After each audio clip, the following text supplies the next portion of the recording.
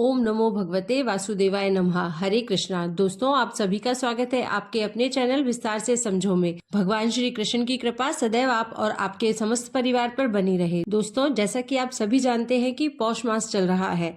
पौष मास में आने वाली कृष्ण पक्ष की जो एकादशी है उसे कहा जाता है सफला एकादशी। जैसा कि नाम से ही पता चलता है, इस व्रत को धारण करने से समस्त प्रकार के कार्यों में सफलता मिलती है। इस दिन भगवान श्री हरि विष्णु की पूजा करने से किसी भी प्रकार की परेशानी हो आपके जीवन में, वह समस्त होती है और समस्त प्रकार की आपकी मनोकामनाएं पूर्ण होती है। भगवान श्री हरि विष्णु और माता लक्ष्मी की कृपा से समस्त प्रकार का सुख भोगने के बाद मनुष्य मरणोपरांत वैकुंठ लोक को प्राप्त करता है, ऐसा शास्त्रों में कहा गया है। तो अगर आप सफला एकादशी का व्रत धारण करते हैं, अत्यंत ही श्रेष्ठ है।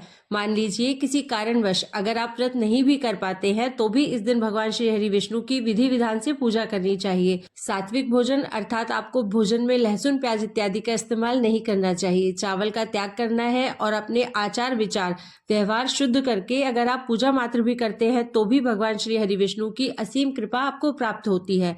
तो आज के वीडियो में आप जानेंगे कि सफला एकादशी साल 2024 में कब है, एकादशी की तिथि कब प्रारंभ हो रही है और यह कब समाप्त हो रही है, व्रत हमें कब धारण करना है और पारण का यानी कि व्रत खोलने का शुभ मुहूर्त क्या है, आज के दिन किस प्रकार से भगवान श्री विष्णु की पूजा आराधना करनी चाहिए, किन मंत्रों का जाप करना चाहिए और कौन सा ऐसा उपाय करें जिससे कि इस व्रत का संपूर्ण फल हमें प्राप्त हो। और जिस भी कामना से आप व्रत धारण करते हैं या बिना व्रत के भी पूजा आराधना मात्र भी कर रहे हैं तो भी आपकी समस्त मनोकामनाएं पूर्ण हो, इसके लिए विशेष क्या करना है।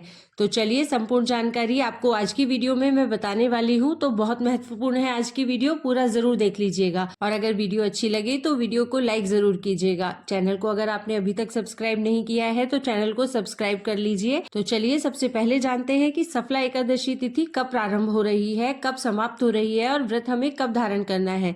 तो पंचांग के अनुसार पौष मास की सफला एकादशी की तिथि प्रारंभ हो रही है 25 दिसंबर बुधवार को रात्रि में 10:29 पर और एकादशी तिथि की समाप्ति होगी 26 दिसंबर को देर रात्रि 12:43 पर। तो देखिए, एकादशी का व्रत हमेशा सूर्योदय कालीन तिथि में धारण करते हैं और सूर्योदय कालीन एकादशी की तिथि हमें प्राप्त हो रही है 26 दिसंबर 2024 को और 26 दिसंबर को गुरुवार है। तो इस बार सफला एकादशी का व्रत हम धारण करेंगे 26 दिसंबर 2024 गुरुवार को।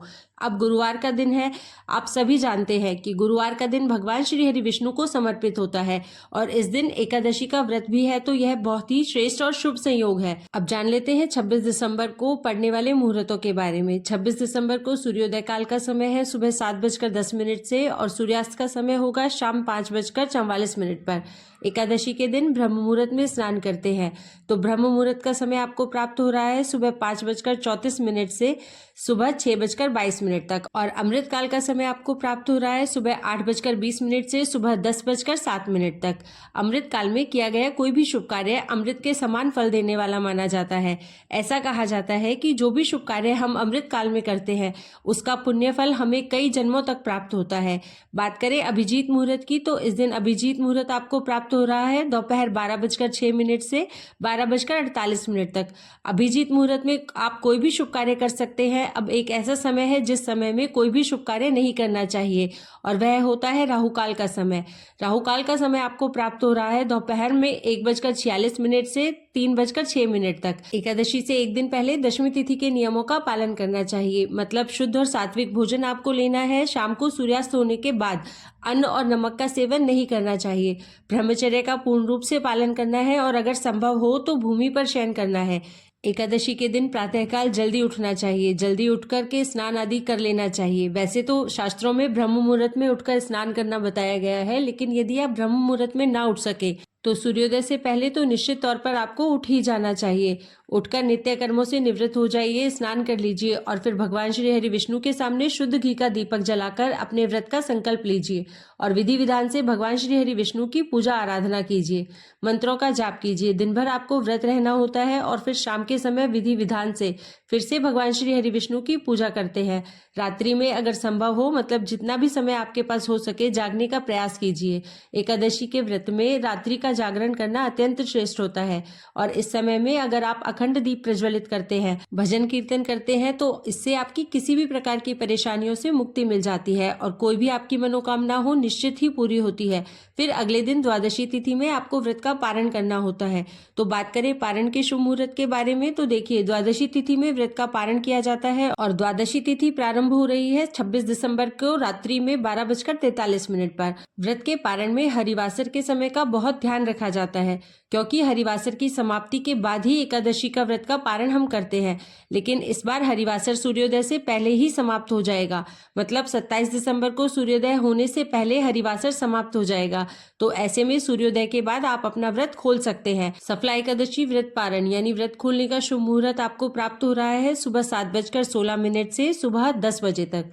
एकादशी का व्रत जब हम धारण करते हैं तो पारण के शुभ मुहूर्त का बहुत ध्यान रखा जाता है, क्योंकि एकादशी व्रत का पारण अगर शुभ मुहूर्त में नहीं किया जाता तो उस व्रत का हमें संपूर्ण फल नहीं मिलता है। इसलिए पारण के शुभ मुहूर्त का ध्यान जरूर रखना चाहिए। दोस्तों, सफला एकादशी वाले दिन आप भगवान श्री हरि विष्णु के ओम नमो भगवते वासुदेवाय नमः या ओम श्री वैष्णवे नमः मंत्र का जाप कर सकते हैं।